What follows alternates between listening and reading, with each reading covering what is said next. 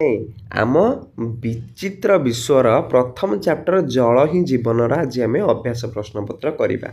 ତାହେଲେ 1 ନମ୍ବର ଆମକୁ ଦେଇଛି ସ୍ତମ୍ଭ ମିଳନ କର। ମହାସାଗର ଜଳ ପିଲାମାନେ ଆମର ଇଏ ଲୁଣିଆ ହେଇଥିବାରୁ ଇଏ ପାନୀୟ ଯୋଗ୍ୟ ନୁହେଁ।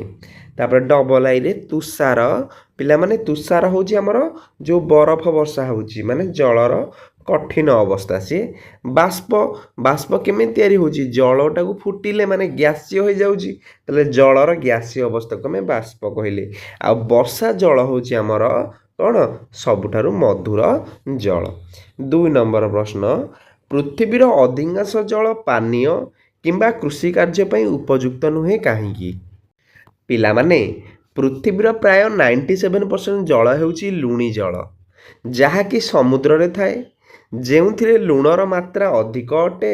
ତେଣୁ ତାହା ପାନୀୟ କିମ୍ବା କୃଷି କାର୍ଯ୍ୟ ପାଇଁ ଉପଯୁକ୍ତ ନୁହେଁ। ସେଥିରେ ଲୁଣର ଅଂଶ ବହୁତ ଅଧିକ ଅଛି।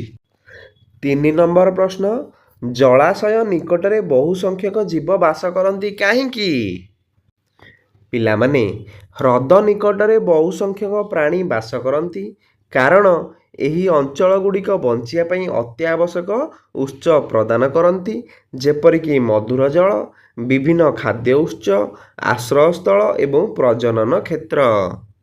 ହେଲା, ଏସବୁ ମାନେ ମଧୁର ଜଳ ଥିବ, ବିଭିନ୍ନ ପ୍ରକାର ଖାଦ୍ୟ ଉତ୍ସ ଥିବ, ବୁଝିବ ତ? ସେଥିପାଇଁ ସେମାନେ ଜଳାଶୟ ପାଖରେ ରହିବାକୁ ଭଲ ପାଆନ୍ତି।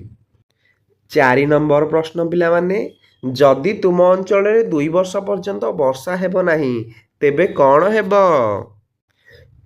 ପିଲାମାନେ ଓଡ଼ିଶା ଏକ କୃଷି ବହୁଳ ରାଜ୍ୟ। ତେଣୁ ଯଦି ଆମ ଅଞ୍ଚଳରେ 2 ବର୍ଷ ଧରି ବର୍ଷା ହେବ ନାହିଁ ତେବେ ଆମ ଅଞ୍ଚଳରେ ଚାଷ କାର୍ଯ୍ୟ ହୋଇପାରିବ ନାହିଁ ଏବଂ ଲୋକମାନେ ଅନେକ ଅସୁବିଧାର ସମ୍ମୁଖୀନ ହେବେ।